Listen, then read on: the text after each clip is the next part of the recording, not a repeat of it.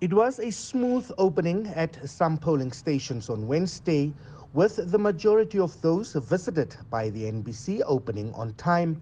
But in areas where polling stations opened late, long queues could be observed as people waited to vote. The reason some polling stations did not open on time was due to a delay in the printing of some ballot papers. This delay was the reason for the presidential proclamation, which is not welcomed by the opposition party. Fatai Mahere is the spokesperson of the opposition Triple C, and she spoke to media on Thursday. Mahere has accused the country's electoral body of not handling the ongoing general elections professionally. The obvious challenge we have is the attempt to suppress the vote, especially in Harare and Bulawayo. We also have seen a number of electoral malpractices attempted by ZEC. I say attempted because our polling agents were at hand to stop the rig.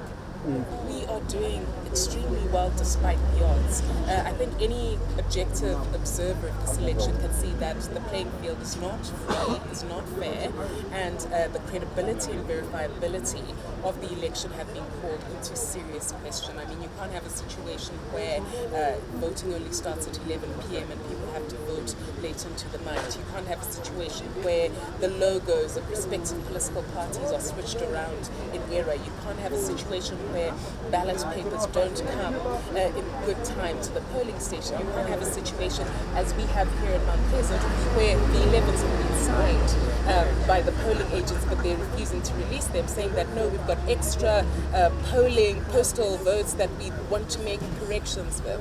You know, that is not the kind of free, fair, credible, verifiable election that meets the constitutional standard. As per Zimbabwean law, the voting process is expected to occur within a single day. President Mnangagwa's announcement encompasses 40 wards, 11 of which are located in the capital city, Harare, boasting the highest count of registered voters. Mahere says her party and its supporters are disappointed in the country's electoral body. Despite numerous attempts, the NBC News team's efforts to elicit a response from the Zimbabwe Electoral Commission have been futile. Emil Khamro Sebeb, NBC News, Harare, Zimbabwe.